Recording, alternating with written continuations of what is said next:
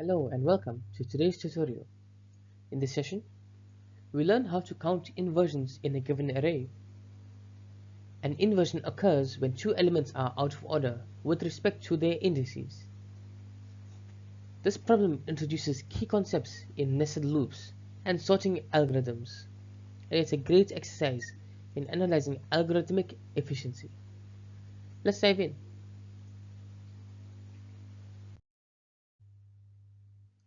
Before diving into the solution, let's first understand what an inversion is. For example, in the array of 0, 3, 2, 5 and 9, there is one inversion, 3 and 2.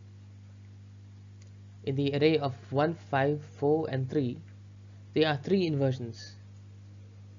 5 is greater than 4, 5 is greater than 3, and 4 is greater than 3. Our task is to count these inversions systematically.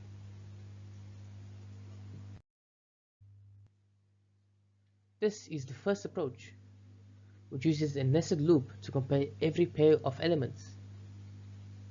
If an element is at index I is greater than another element at index j, where I is less than j, we increment the counter. At the end of the loops, the counter gives the total number of inversions. This approach is simple to implement, but has a time complexity of O n squared, which can be inefficient for large arrays. Let's break down the function step by step. We first initialize a counter to track the inversions. Second, we build a nested loop structure to ensure every pair of elements is compared. Then, the condition array I is greater than array j identifies inversions. For every match, we increment the counter. And finally, once all pairs are checked, the function returns the total count.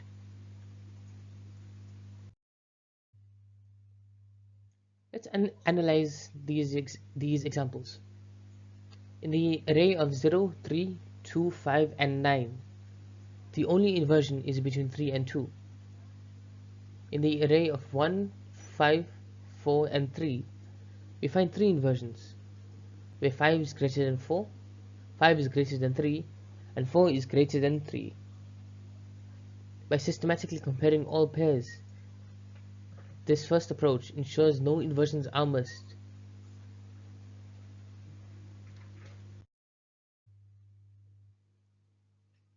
The first approach works for small arrays, but becomes inefficient for larger datasets. A more optimized solution involves modifying the merge sort algorithm.